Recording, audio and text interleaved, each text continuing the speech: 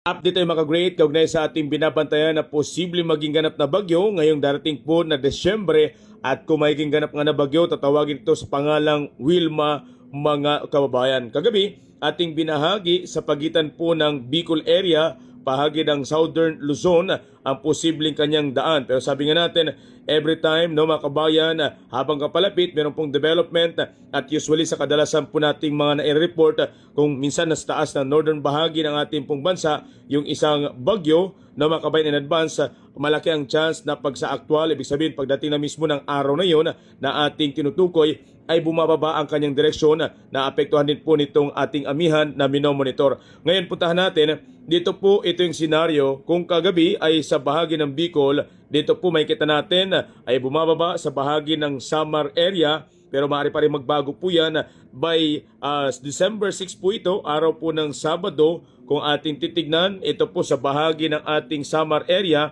no, sa part ng ating Palapag or Dolores area. Pero malaki pa rin ang chance niya na bumaba pa ng bahagya, no, mga great. And kung ating titignan sa scenario in advance, ngayon pong araw na ito, makikita natin na unti-unti po ito, no, napaurong sa bahagi nitong part ng Masbate area, and then part din po ng ating Bicol area. Then pero mas malapit sa bahagi ng Masbate by December 7, araw po ng Linggo. Ito yung kanyang direksyon papunta sa bahagi nitong San Fernando, bahagi po ng ating Pumimaropa, part ng Odjongan, Corcuera, okay? And then bahagi po ng ating Pinamalayan, part ng Occidental at Oriental Mindoro. Pagkatapos niyan, mga kabayan, makikita natin yung unti-unting direksyon pababa sa bahagi naman ng ating lalawigan ng Palawan. Okay? So,